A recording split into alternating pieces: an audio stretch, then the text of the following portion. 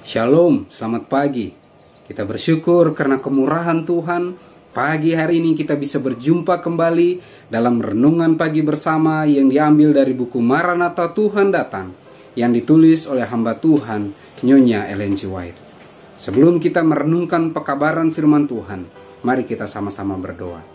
Ya Tuhan, Allah Bapa kami yang bersemayam dalam tata surga, berbicaralah ya Tuhan, karena kami telah siap untuk mendengarkan. Terpujilah namamu, dalam nama Yesus kami berdoa. Amin. Pekabaran firman Tuhan pada pagi hari ini berjudul Masa dan Waktu. Ayat intinya diambil dari Kisah 1 ayat yang ke-7. Jawabnya, engkau tidak perlu mengetahui masa dan waktu yang ditetapkan Bapa sendiri menurut kuasanya.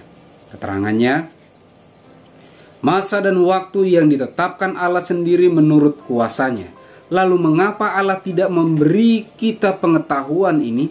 Oleh sebab kita tidak akan menggunakannya dengan betul kalau Ia memberikannya pada kita. Ada hal-hal yang akan terjadi dari pengetahuan ini di antara umat kita yang kemungkinan besar akan mengundurkan pekerjaan Allah dalam menyediakan suatu umat untuk tahan berdiri pada hari besar yang akan datang itu. Yesus telah mengatakan kepada murid-muridnya supaya berjaga-jaga, tetapi bukan untuk waktu yang terbatas. Para pengikutnya harus berada dalam kedudukan dari mereka yang sedang mendengarkan perintah-perintah kapten mereka. Mereka harus berjaga, menanti, berdoa, dan bekerja bila mereka sedang mendekati saat kedatangan Tuhan. Tetapi tidak ada orang yang dapat meramalkan bila manakah saatnya tiba. Sebab tentang hari dan saat itu tidak seorang pun yang tahu. Engkau tidak dapat mengatakan bahwa Ia akan datang dalam 1, 2, atau 5 tahun. Begitupun engkau tidak dapat menetapkan kedatangannya dengan menyatakan bahwa kedatangannya itu tidak mungkin dalam waktu 10 atau 20 tahun. Kita tidak akan mengetahui saatnya yang tepat, baik masa kecurahan Roh Kudus ataupun kedatangan Kristus.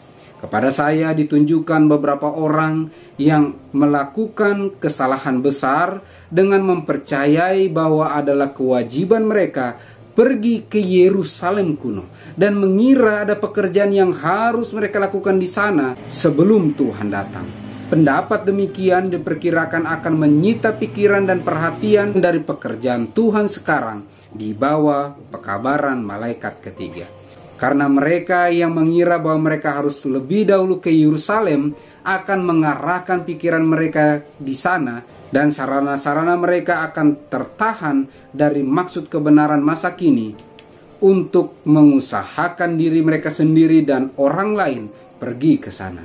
Saya melihat bahwa pekerjaan demikian tidak akan menghasilkan kebaikan, bahwa hal itu akan berlangsung lama menjadikan sedikit orang Yahudi yang percaya pada kedatangan Kristus yang pertama, apalagi pada kedatangannya yang kedua. Masa dan waktu.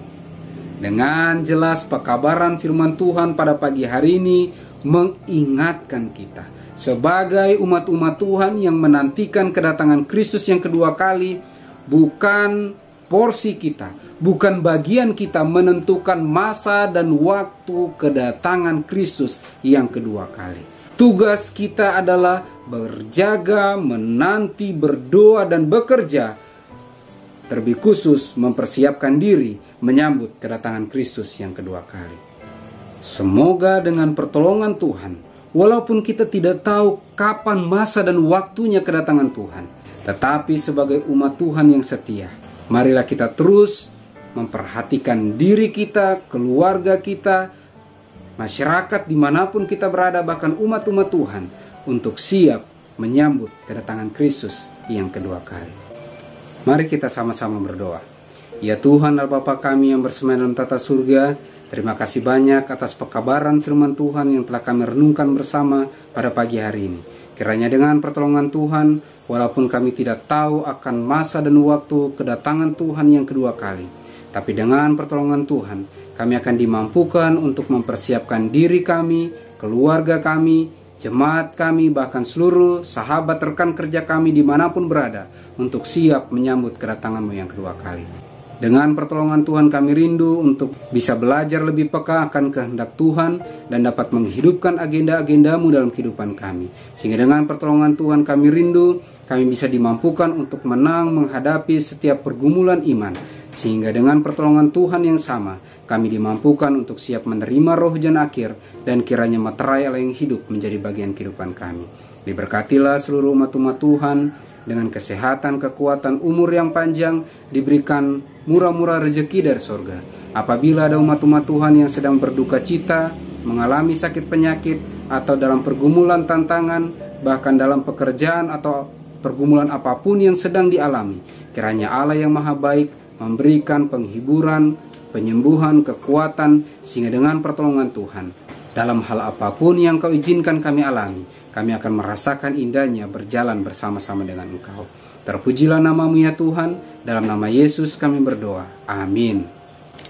Maranatha, Tuhan datang, Tuhan Yesus memberkati.